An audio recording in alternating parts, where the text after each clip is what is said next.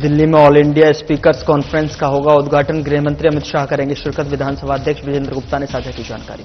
CM Rekha Gupta का बयान। SC के आदेश पर बोली सीएम रेखा, कहा 8 हफ्तों के भीतर आश्रय गृहों में भेजे जाएंगे कुत्ते। दिल्ली में तिरंगा साइक्लोथॉन का आयोजन। विधानसभा से राजघाट तक निकाली गई यात्रा। सीएम रेखा गुप्ता हुई शामिल।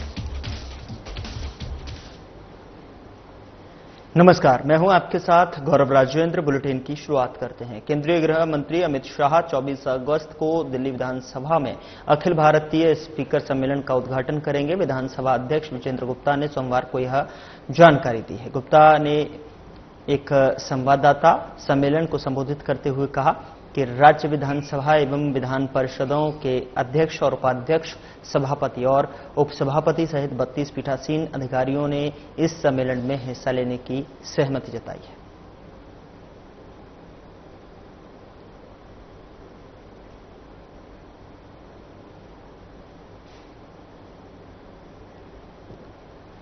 उधर सुप्रीम कोर्ट ने एनसीआर के सभी आवारा कुत्तों को आगामी 8 हफ्तों के भीतर आश्रय गृहों में भेजने के लिए आदेश के बाद मुख्यमंत्री रेखा गुप्ता ने प्रतिक्रिया देते हुए कहा कि दिल्ली की जनता वर्षों से इस विषय से परेशान है और हम इसके समाधान पर काम कर रहे थे।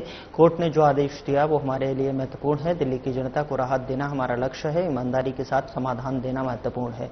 हम योजना बनाकर इस पर काम करेंगे। दिल्ली की जनता को बड़ा लाभ हम देने वाले हैं।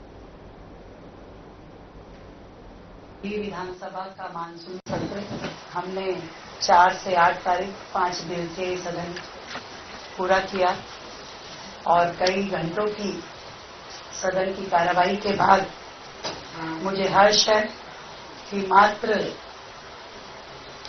5 महीने के अपने कार्यकाल में हमने 3 बिल पास करवाए, जबकि यदि मैं पिछली सरकार का देखूं तो उनके 5 साल में 14 बिल हुए थे। केवल उन 14 बिलों में 5 तो जीएसटी के ही थे, 5 सैलरी के थे और एक आधा कोई और था। तो 14 बिल 5 साल में हुए और हमारे इस छोटे से कार्यकाल में हमने 3 बिल इसे पास करवाए। और सबसे अच्छी बात जो थी कि पूरा डेमोक्रेसी के साथ में हर सदस्य की इन्वॉल्वमेंट, हर सदस्य ने अपने विषय रखे। 280 के तहत ही हमारे पास में 171 जो थे लोगों ने अपनी बातचीत रखी, बिंदु रखे और 62 विषयों पे ये सारी चर्चा हुई। विपक्ष को पूरा मौका दिया। एजुकेशन बिल जो हमारा इसमें पास हुआ उसमें पूरी चर्चा हुई 4 दिन तक, उसके ऊपर घंटों की चर्चाएं रही। पूरा मौका हर सदस्य को उस पर बोलने का हुआ। सबने अपने विचार रखे और उस पर बातचीत हुई। इसी तरीके से जीएसटी के भी दोनों बिल, जिससे कि पहले कभी जीएसटी के बिलों पे चर्चा नहीं होती थी, विपक्ष ने कहा हमें चर्चा करनी है तो हमने उस पर चर्चा करने का पूरा मौका दिया। और मुझे इस बात पे अचरज था कि जो जीएसटी के बिल स्वयं उनके समय के थे, जिस समय माननीय नेता विपक्ष खुद फाइनेंस मिनिस्टर थी, उनके समय के पास हुए केंद्र सरकार के ये जीएसटी के संशोधन बिल, जिसमें 45 संशोधन थे जो कि जीएसटी की प्रक्रिया को जनता के लिए सुलभ करने के माध्यम थे, वो वर्तमान में भी सरकार में लागू है। उन सारे संशोधनों पे सरकार काम कर रही है, चल रहा है, उनके अकॉर्डिंगली ही काम चल रहा है। और वो लगातार जिस तरीके से अनजान बनके कि हमें इसकी जानकारी दी जाए, तो ये बड़ा हास्यास्पद था। और जब चर्चा करने का मौका दिया तो पता चला उनके पास वक्ता ही नहीं थे और उन्होंने विषयों को भी इस तरीके से, मतलब विषय था ही नहीं, पॉइंट उन्होंने पढ़ दिए और उन पॉइंट्स का हमने सबका आंसर दिया, उनको विषय के भी बताया कि चलिए आपने आपके समय के संशोधनों को हम ही आपको बता देते हैं। और जो भी पूरा बिजनेस इस विधानसभा सत्र के दौरान हुआ, जिसका एक विषय था वो जो विधानसभा में फांसी घर, जो झूठ और प्रपंच पिछली सरकारों ने रचा, तो उसका किला भी इस सत्र के दौरान ढाया गया।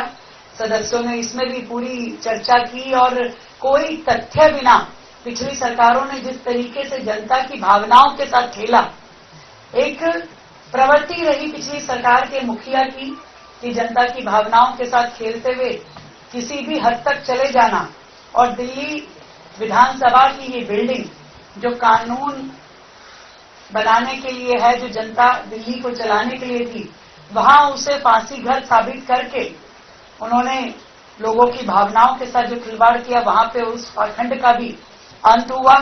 ये भी एक अच्छा विषय रहा। कभी भी 280 पे इस तरह की चर्चाएं पिछली सरकार के समय में नहीं होती थी।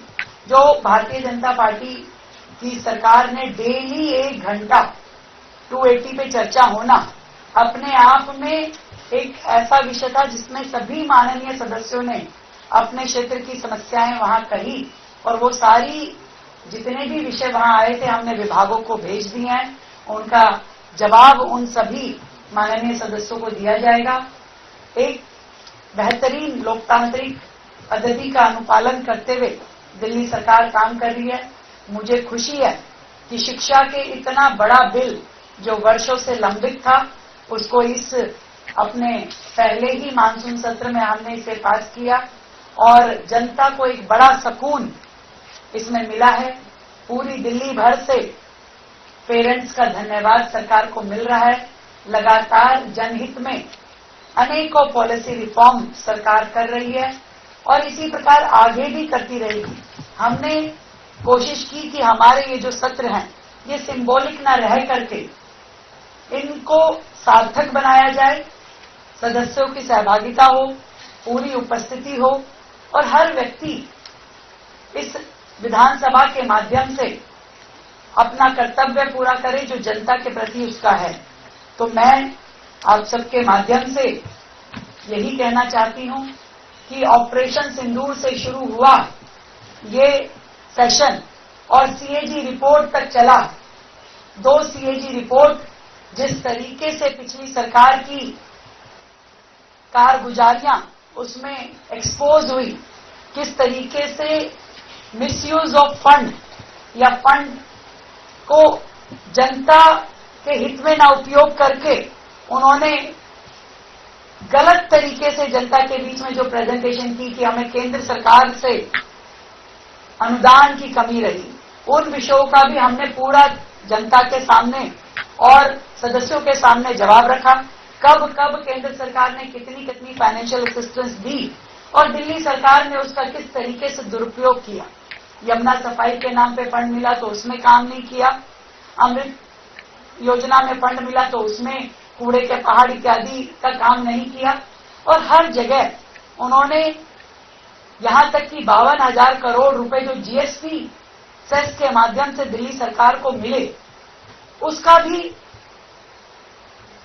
उपयोग का कोई यूटिलाइजेशन सर्टिफिकेट उन्होंने जमा नहीं कराया सरकार ने। इससे ये साफ पता चलता है कि पिछली सरकारें किस तरीके से जनता के पैसे का दुरुपयोग करती थी, और आज जब एक एक रुपए का उपयोग जनता के लिए हित के लिए किया जा रहा है, योजनाओं के ऊपर पूरी तरीके से अमल होना, क्रियान्वयन होना, ये सब आज की सरकार कर रही है। मैं ये समझती हूँ कि इसी तरीके से सरकार एक एक कदम आगे बढ़ाएगी और जनता के हित में निर्णय लेगी। धन्यवाद। सत्र के दौरान भी स्टे एनिमल्स के ऊपर चर्चा हुई, आप ऑर्डर भी आया है, सरकार को किस तरह से मैनेज करेगी? देखिए, ये बात सच है, दिल्ली की जनता वर्षों से इस विषय पे परेशान है, और सरकार पिछली सरकारों ने जो किया और नगर निगम में जिस तरीके से काम चल रहा था, हम उन सब के ऊपर लगातार हमारी सरकार बनने के बाद से इन विषयों पे चर्चा करते हुए इसके समाधानों पे वर्कआउट कर ही रहे थे। इसमें माननीय कोर्ट ने जो आदेश दिया है वो भी हमारे लिए बहुत महत्वपूर्ण है। हमारा एक ही ध्येय है, दिल्ली की जनता को राहत देना।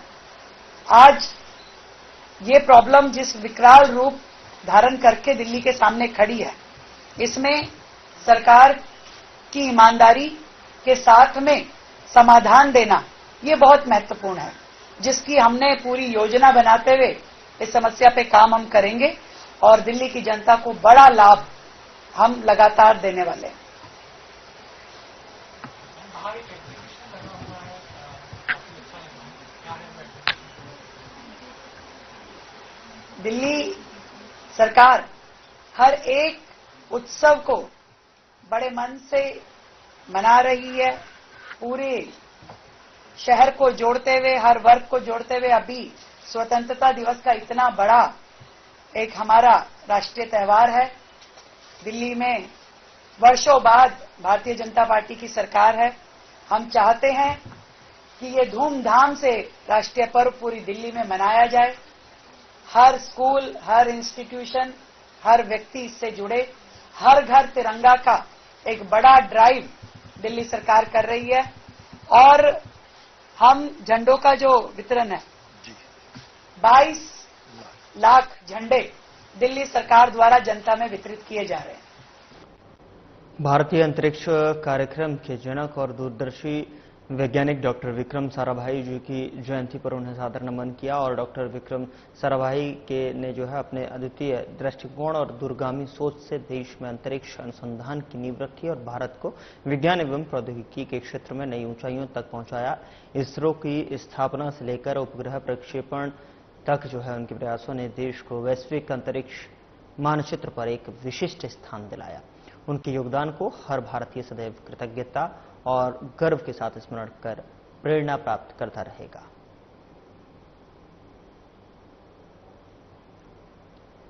उधर दिल्ली की मुख्यमंत्री रेखा गुप्ता ने विधानसभा से लेकर राजघाट तक आयोजित तिरंगा साइक्लोथॉन में हिस्सा लिया और बेटियों के उत्साह और जोश से सजी यह यात्रा हमारे राष्ट्र प्रतीक तिरंगे के प्रति अपार सम्मान और मातृभूमि के प्रति अटूट समर्पण की सजीव मिसाल है। भारत की युवा शक्ति न केवल देश के विकास में अग्रणी है बल्कि राष्ट्र की गरिमा और सम्मान की सबसे बड़ी अभिव्यक्ति भी है। इस अवसर पर कैबिनेट सहयोगी आशीष सूद की गरिमामयी उपस्थिति भी यहां पर देखने को मिली।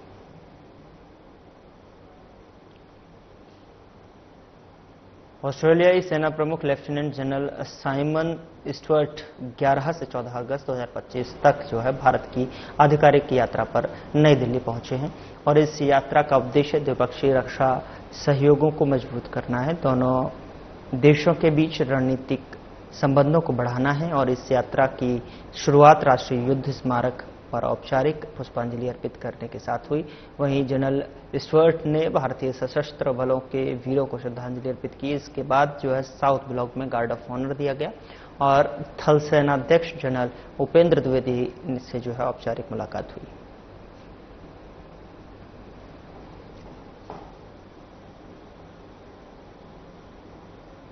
लोकसभा अध्यक्ष ओम बिरला ने न्यायमूर्ति यशवंत वर्मा के खिलाफ महाभियोग चलाने के लिए 146 सांसदों द्वारा हस्ताक्षरित प्रस्ताव जो है स्वीकार कर लिया है।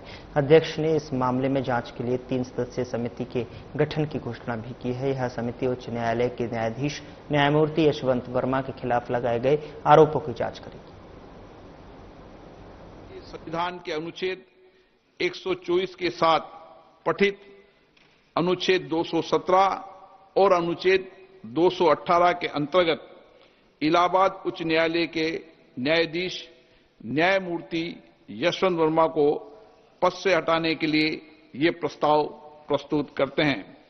कृपया इस प्रस्ताव पर आगे की कार्रवाई की जाए। इस प्रस्ताव को नियमानुसार उचित पाते हुए मैंने इसकी स्वीकृति प्रदान की है। न्यायाधीश जांच अधिनियम 1968 की धारा 3 की उपधारा 2 के अनुसार मैंने न्यायमूर्ति यशवंत वर्मा को पद से हटाने के अनुरोध के आधारों की जांच करने के उद्देश्य से निम्नलिखित 3 सदस्यों वाली एक समिति गठित की है। माननीय न्यायमूर्ति श्री अरविंद कुमार, न्यायाधीश उच्चतम न्यायालय, माननीय न्यायमूर्ति श्री मनिंदर मोहन श्रीवास्तव, मुख्य न्यायाधीश मद्रास उच्च न्यायालय, श्री बीवी आचार्य, वरिष्ठ अधिवक्ता कर्नाटक उच्च न्यायालय, समिति यथाशीघ्र अपनी रिपोर्ट प्रस्तुत करेगी। जांच समिति की रिपोर्ट प्राप्त होने तक ये प्रस्ताव लंबित रहेगा। दिल्ली सरकार ने राष्ट्रीय राजधानी क्षेत्र में आवारा कुत्तों को स्थायी रूप से आश्रय स्थलों में भेजने संबंधी सर्वोच्च न्यायालय के आदेश का स्वागत किया। अदालत ने यह निर्देश दिल्ली में कुत्तों के काटने की बढ़ती घटनाओं और रेबीज पर नियंत्रण के लिए दिया है। साथ ही न्यायालय में भी आवारा कुत्तों की नसबंदी को भी अनिवार्य करने का निर्देश जारी किया है, ताकि इन समस्याओं पर प्रभावी ढंग से नियंत्रण पाया जा सके।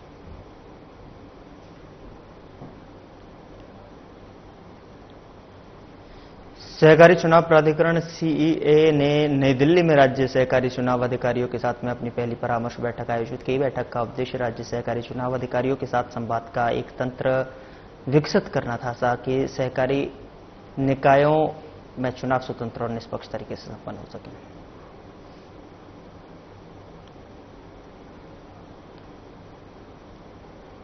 15 अगस्त नजदीक में है और ऐसे में जो जगह जगह हर घर तिरंगा अभियान चलाया जा रहा है, जिसके तहत भारत मंडपम से मेजर ध्यानचंद स्टेडियम तक हर घर तिरंगा संसद बाइक रैली का आयोजन किया गया। और बता दें कि इस रैली में केंद्रीय मंत्रियों, सांसदों और सुरक्षा बलों के वीर जवानों ने हिस्सा लिया। यह केवल रैली न केवल हमारे राष्ट्रीय ध्वज तिरंगे के प्रति सम्मान और प्रेम का प्रतीक है, बल्कि देशभक्ति का सजीव उदाहरण भी है। दिल्ली इस समय जो है एक नई ऊर्जा और जुनून से भरी हुई है, जहां हर दिल में तिरंगे के लिए गर्व और देश की सेवा का संकल्प देखने को मिल रहा है।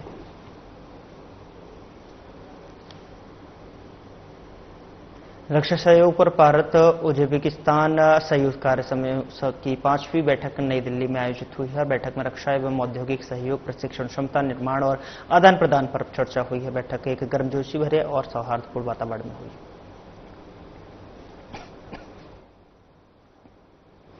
समुद्री साझेदारी को मजबूत करने के लिए भारतीय तटरक्षक बल और श्रीलंका तटरक्षक बल के बीच में जो है 8वीं उच्च स्तरीय बैठक नई दिल्ली में आयोजित की गई है। दोनों पक्षों में समकालीन समुद्री चुनौतियों का समाधान करने और समुद्री क्षेत्र में सुरक्षा और पर्यावरणीय प्रबंधन सुनिश्चित करने के लिए मिलकर काम करने की प्रतिबद्धता दोहराई है।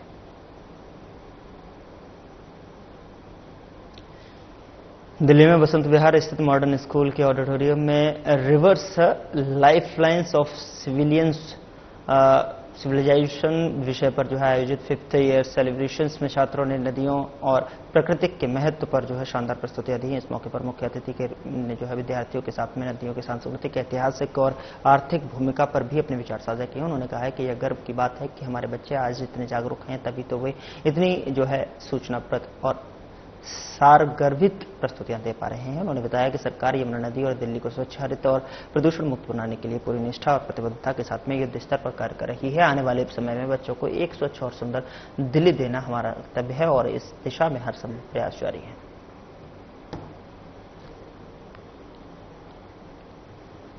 दिल्ली के सभी 15 जिलों में क्राइम ब्रांच ने एक विशेष अभियान चलाते हुए 87 एनडीपीएस मामलों में 92 नार्को अपराधियों को गिरफ्तार किया है, जिनके कब्जे से क्राइम ब्रांच टीम ने भारी मात्रा में ड्रग्स और नकदी बरामद की है। बता दें कि इस दौरान पुलिस ने आरोपियों के पास से जो है 307 ग्राम हेरोइन और 33.165 किलोग्राम गांजा, 67 ग्राम है हाइब्रिड गांजा, 610 ग्राम चरस, 22.25 ग्राम एमडीएमए और 2.26 ग्राम एलएसडी और 12.17 लाख रुपए नकद बरामद किए हैं। तो वहीं इस मामले में क्राइम ब्रांच टीम ने आरोपियों के खिलाफ आबकारी अधिनियम के तहत 275 मामले दर्ज किए हैं।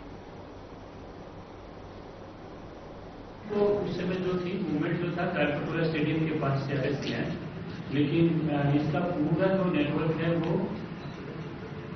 संगम विहार के एरिया में ये सप्लाई करता था, जिसमें इसका एक और साथी है शिवम करके, जो शिवम को भी अरेस्ट किया था। जो शिवम भी इसमें सप्लाई करने वाला काम कर रहा था, जो संगम विहार के एरिया में ऑपरेट करते थे, लेकिन इसको अरेस्ट कैसे किया? सर, इस ऑपरेशन में कुछ ऐसे भी गिरफ्तार हुए जो कोर्ट से भगोड़े साबित हो चुके थे, घोषित हो चुके थे? नहीं, कोर्ट से भगोड़े वाले तो नहीं हुए, लेकिन हाँ ऐसे कई क्रिमिनल इसमें अरेस्ट हुए जिनका पहले प्रीवियस रिपोर्ट रहा है, एनडीपीएस का भी रिपोर्ट रहा है, या अदरवाइज एक्साइज एक्ट के भी कुछ केस जो थे जिनके पास से नई एनडीपीएस सब्सटेंसेस रिकवरी थे, ऐसे भी क्रिमिनल अरेस्ट। क्या सर कोई ऐसा भी एक्यूज अरेस्ट हुआ है? सर क्या कोई ऐसा भी एक्यूज अरेस्ट हुआ है जो कवच 8 में भी अरेस्ट हुआ हो? ये तो जानकारी देखनी पड़ेगी। ऐसा लगता नहीं है कि कवच 8 में गिरफ्तार हुआ हो तो अभी जेल से भी नहीं आया, क्योंकि 1 महीना सर ये रूट मैप क्या था इनका, कहाँ से लाते थे ये, और इनका मेन टारगेट स्पेसिफिक कहाँ रहता था, कहाँ पहुंचाना? देखिए ये अभी विभिन्न जो रिकवरी हुई है, ठीक है, वो इन्वेस्टिगेशन के इनिशियल स्टेज में, जैसे आरिफ से तो अभी आज हम भी कुछ बात नहीं कर रहे हैं, अरेस्ट किया गया, उसको अभी कोर्ट में पेश करेंगे, और इसके साथ में जो इसका मेन सप्लाई करने वाला लड़का था, तो आरिफ ने लेकिन एक आगे आदमी का नाम रिवील किया है, उसने बताया कि उसको कहाँ से सप्लाई मिलती थी, वो चेन उसने पूरी बताई है, तो उस चेन पर काम चलेगा। अभी विभिन्न केस दर्ज हुए हैं, तो ये अलग अलग जगह से सप्लाई आ रही है, सबको अच्छे से इन्वेस्टिगेट करके इंटर स्टेट है या इंटरनेशनल है सर? बिल्कुल। फिलहाल बुलेटिन में इतना ही। नमस्कार।